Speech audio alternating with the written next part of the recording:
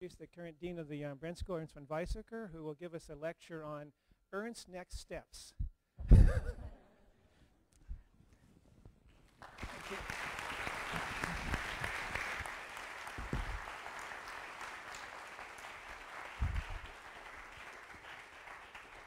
Well, thank you very much, John. This is indeed my greatest relief that when I'm going, you will be stepping in. This is really a fantastic solution for the problem.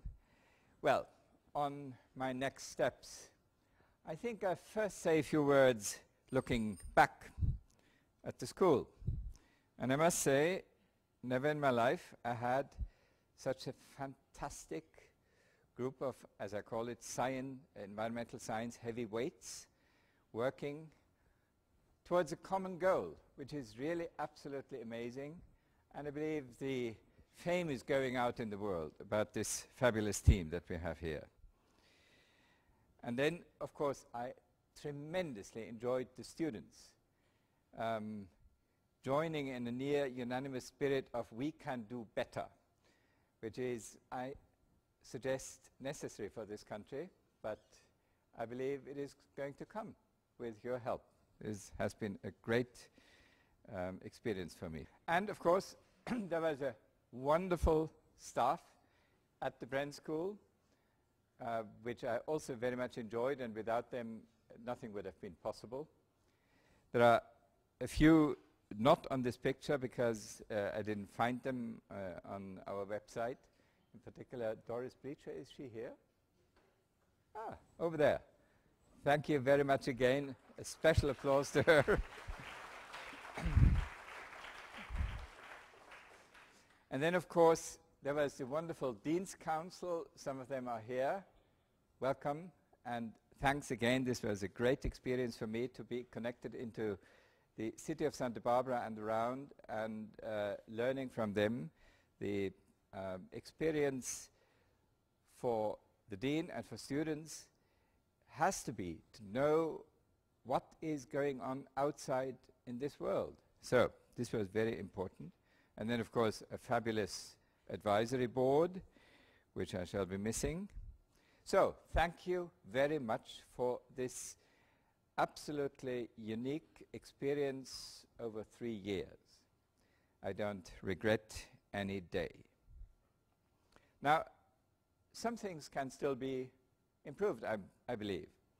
I was actually very glad seeing in a paper, I believe John Millack was behind it and others, on how the Bren School was connected on campus, which was really a very good symbol. However, when I looked closer, I noticed that most of the connections were actually natural sciences, which is legitimate in a way, but it's not enough.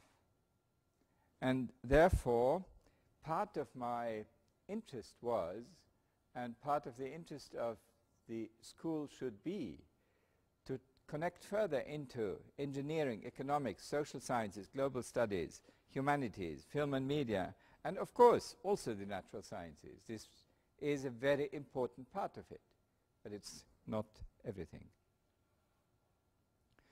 And then it has been my observation that the school is unbeatably strong on the side of analytical methods, which is very, very good. This is where you can really judge if you are on top in the academic world. This is normally on analytical methods. But if you deal with environment, you also want to do something. It's not only environmental management. It is also environmental policy, policy design, policy advice, green engineering, environmental communication. And then, of course, climate policy is slightly different from just environmental policy. It's typically global, and so I'm coming to that in a while. And I had talks with really almost all students, and got the impression that they all are longing for that kind of instruction, advice, improvement of their talents, etc.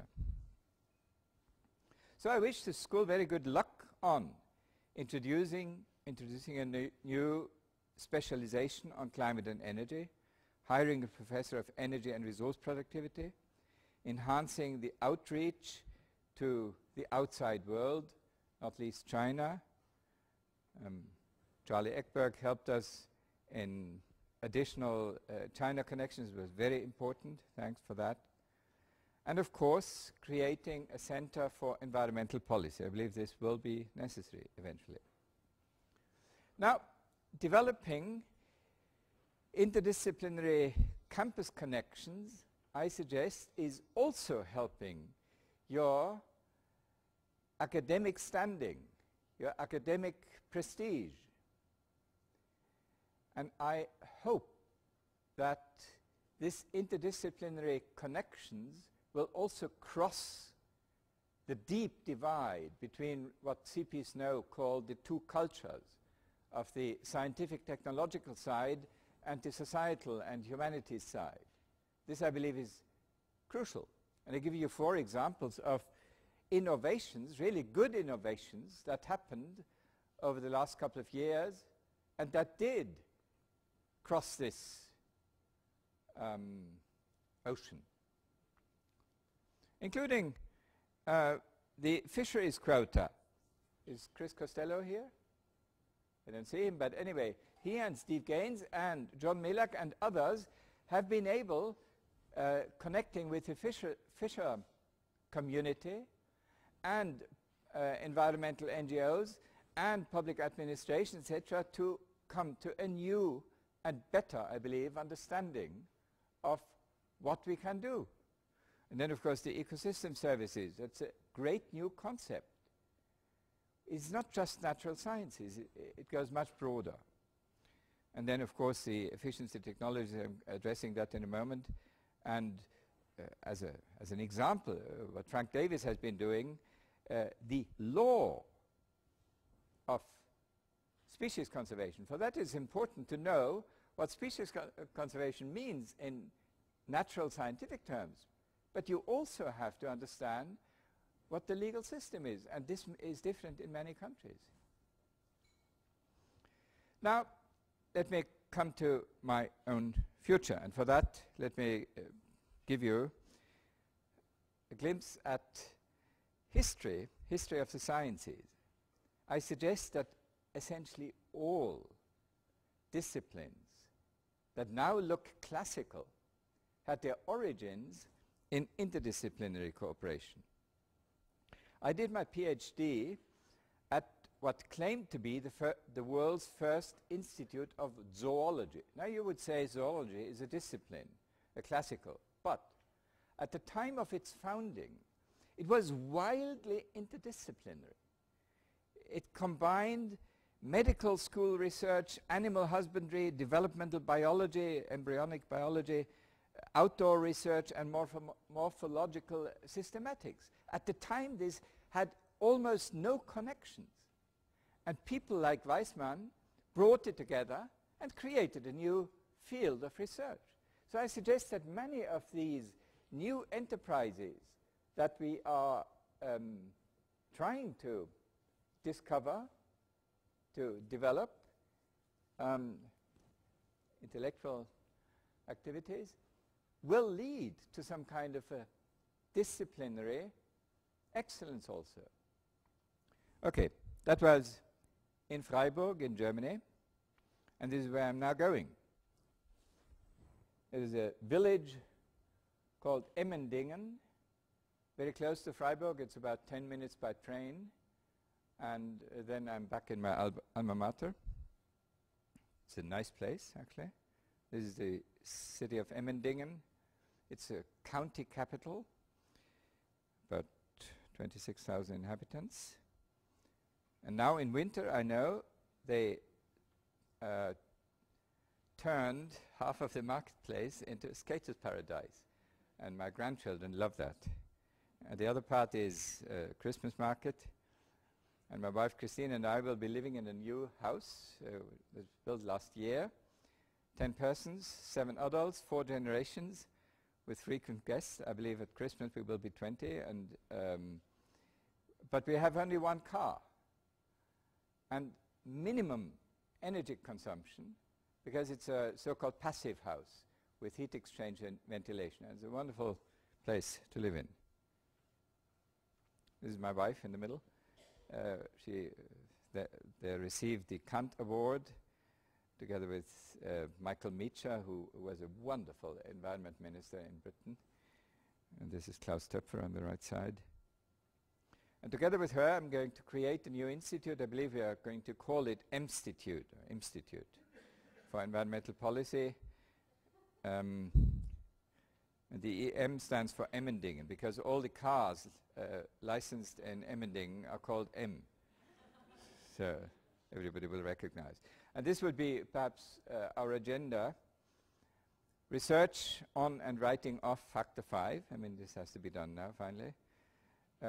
Work for the International Panel on Sustainable Resource Management. I'm coming to that in a moment. And the China Council Task Force on Economic Instruments for the Environment. Then my wife Christine is working on policy development on the Convention on Biological Diversity, and in particular biosafety, the Cartagena Protocol. And she is president of a European NGO called Ecoropa, and also needs support. So we will cooperate. So this is going to be the next book. I hope it's will be published by mid of 2009. This is the International Panel on Sustainable Resource Management that was created by UNEP. I'm serving as the co-chair. We had a meeting in Santa Barbara 2 weeks ago, and it was actually a wonderful meeting. And before that, we had an international conference with many of the members speaking. We have 5 working groups: biofuels, water, metals, decoupling, and priority areas. Priority means where are the real big flows of materials and energy? And this is housing, food, and mobility. And essentially, to try and design policies for those 3 areas. That is the prioritization group. The others are self-explaining. And I am chair of the decoupling group and wrote a first draft of the decoupling study. The China Council is a very interesting organization created about 15 years ago. It's consisting of 50% international experts and 50% Chinese, and high-ranking Chinese. It's a unique opportunity to really interact with them and understand them. They report directly to the Prime Minister, so I was in the Prime Minister's office 2 weeks ago, or 3 weeks before actually this panel meeting, and we had a wonderful meeting with him. He is unbelievably perceptive for questions of environment and development. And I'm co-chair of a task force on economic instruments for energy efficiency and the environment. Themes of this task force are greening insurances, greening credits, banking credits, pollution taxes, and increasing energy productivity, which is very, very important, very high priority for the Chinese government. And at this annual meeting that they have once a year, 3 weeks ago, I presented the interim of our interim report of our task force and proposed that China could decide to gradually increase energy prices each year in parallel with gains in national energy productivity, which is a wild idea in a way. I mean, why should the state interfere? For Americans, this is a completely outlandish concept. But in China, the energy prices have been a matter for the state to do anyway. Only that in the past they always kept it low in order to develop. But this is wrong, and they begin to understand it. Now, let me try and have a rush tour through some of the substance for this decoupling study and this idea of long-term price hike for China. Well, decoupling is essentially two different agendas. One is reducing environmental impacts, and the other is reducing resource use. Of course, also resource use has environmental impacts, but you can distinguish these two agendas. The first one has been essentially pollution control. So the decoupling of welfare from emissions, and that was mostly done by command and control regulation. The other agenda, decoupling of welfare from resource squandering or overuse, will require mostly economic instruments, and that will be working mostly at the input side, which is quite different. It's quite different steering concepts. Now, input reduction can be done by efficiency gains, which is technological progress, or by productivity gains, which is a wider concept. This is also technology, but also society, logistics, economics, and all the rest. It's systems improvement. So efficiency, for instance, is the improvement of lamps, and Matt, at your place, they do it much better than the compact fluorescence light bulbs with the solid-state lighting, while productivity relates to systems improvement and cascades of use and recycling of materials. So, on efficiency, you can regulate. That's relatively easy. Here you can more or less go with command and control again. While if you want to increase energy productivity or resource productivity, you better go for economic instruments, such as increasing energy prices. This is why I'm advising that in China. Now there is an experience that efficiency regulation has been quite successful on technology, on efficiency, but it has consistently failed to reduce overall energy consumption. And this is what is called the rebound effect, which is actually a very old experience.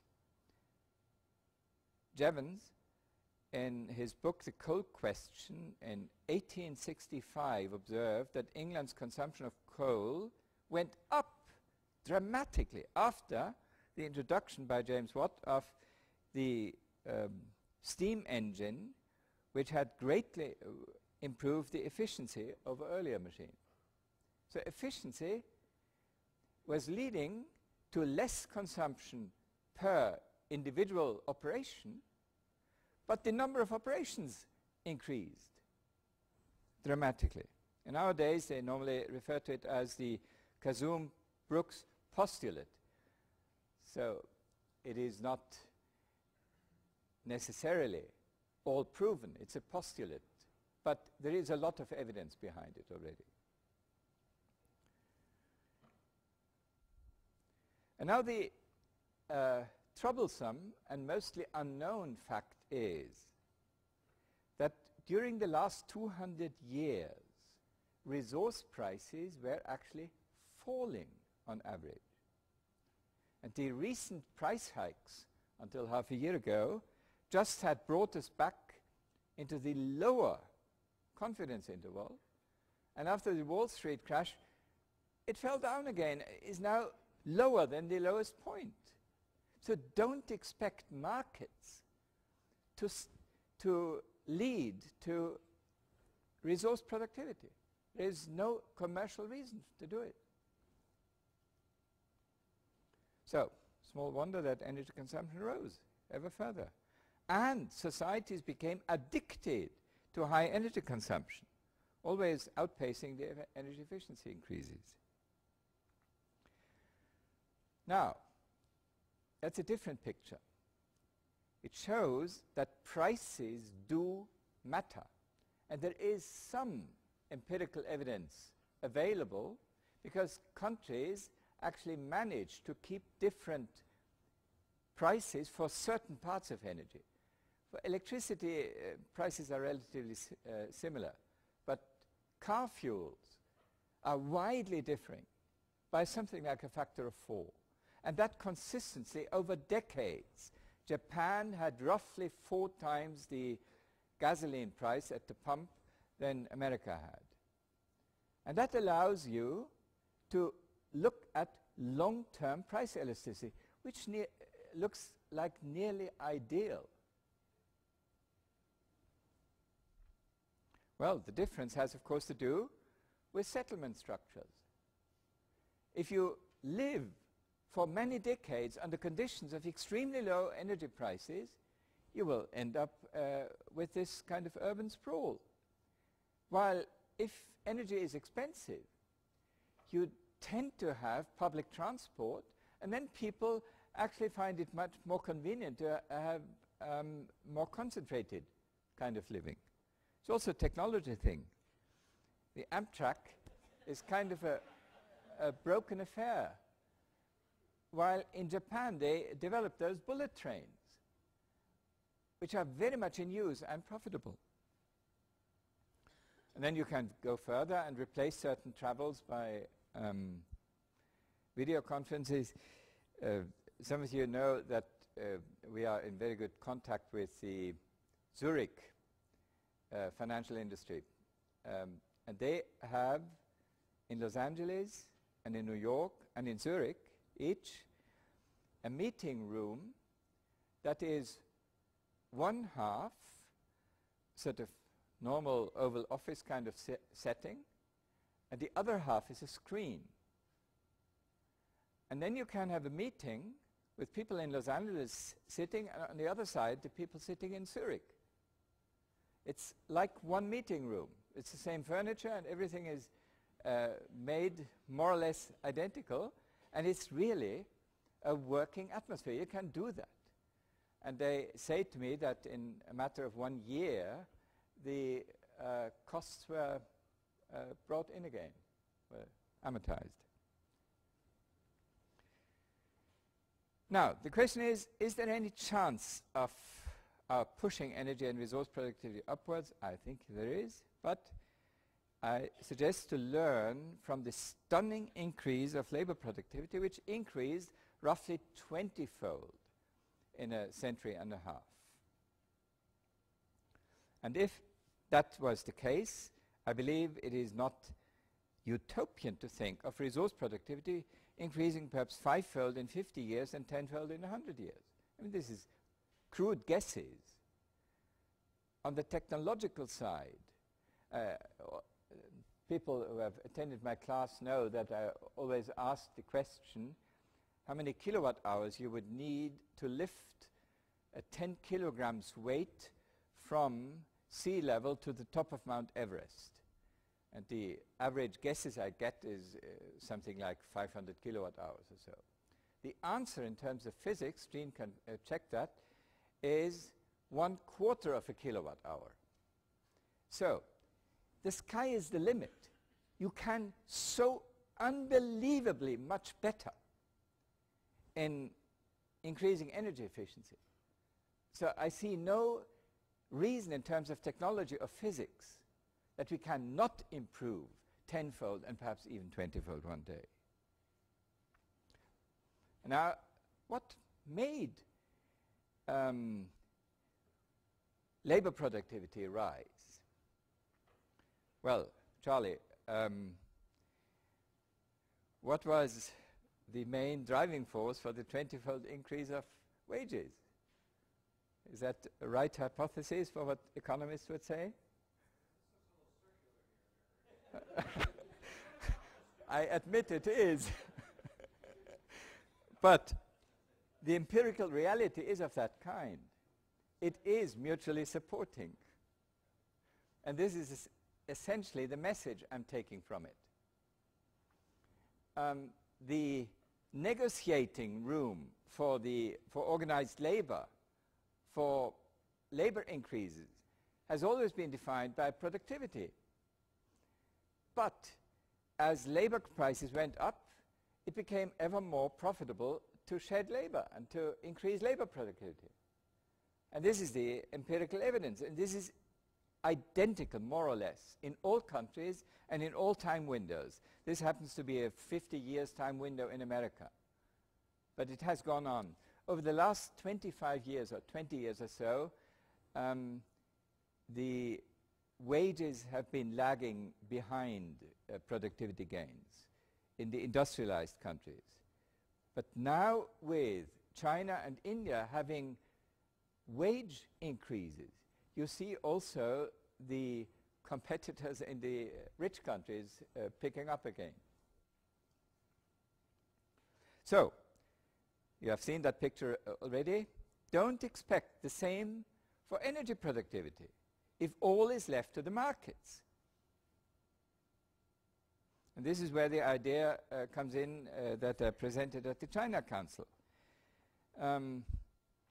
But I said in the US it's politically unthinkable at this time to actively interfere with energy prices. But what I'm suggesting essentially is an increase of resource productivity as the new technological paradigm.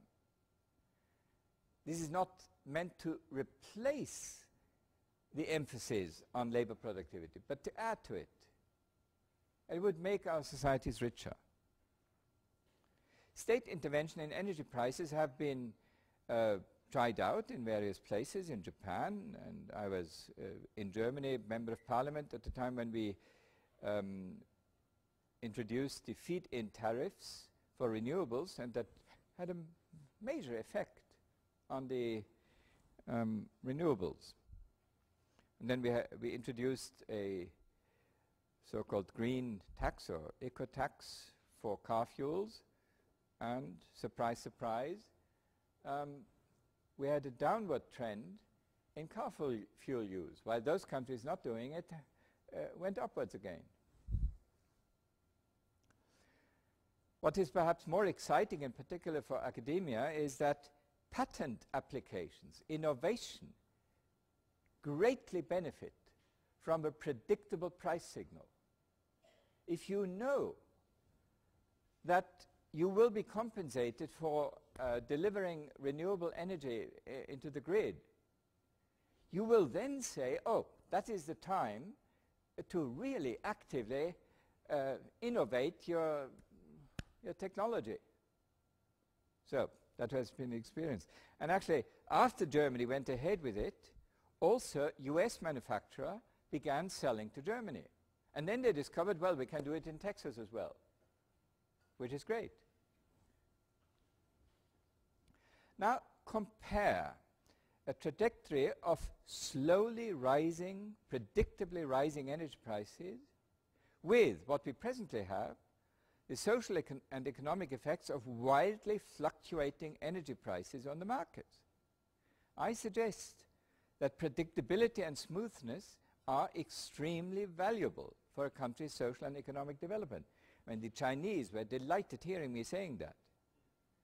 I mean, they always go for the so-called harmonious society, and they want exactly that. And this is the price fluctuations on the energy markets. But then carbon trading doesn't make things much better. It's also not very predictable. I feel that a predictable price regime will be the key to success also of climate policy. Without it, I believe that the ambitious goals, for instance, in the EU 2050 vision, will not materialize. This is what they want.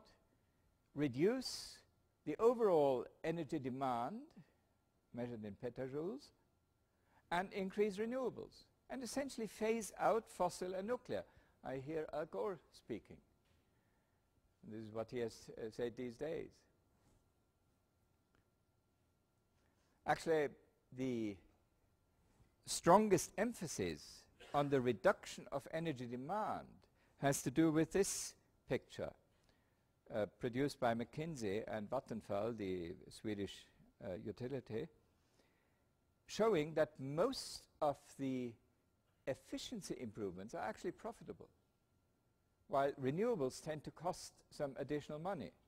And one of the most expensive options is carbon capture and storage, which is on the right upper hand.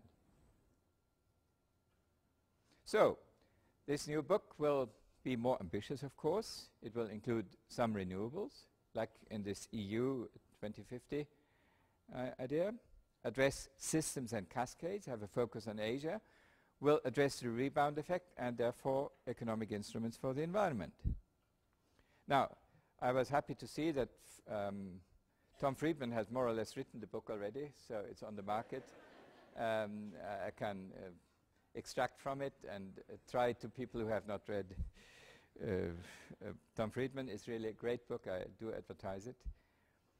And I see America really moving in the right direction, not only through Tom Friedman. I believe everybody, or nearly, in Europe was delighted seeing the outcome of the elections. And I see that the young generation in America, all or most of them, feel the same. So I really feel that this generation of Americans is absolutely crucial in working on this common agenda together with the Europeans and the Asians. Now, that's the end. Happily, I'll be back at the Bren School next May with a course on resource productivity. Thank you.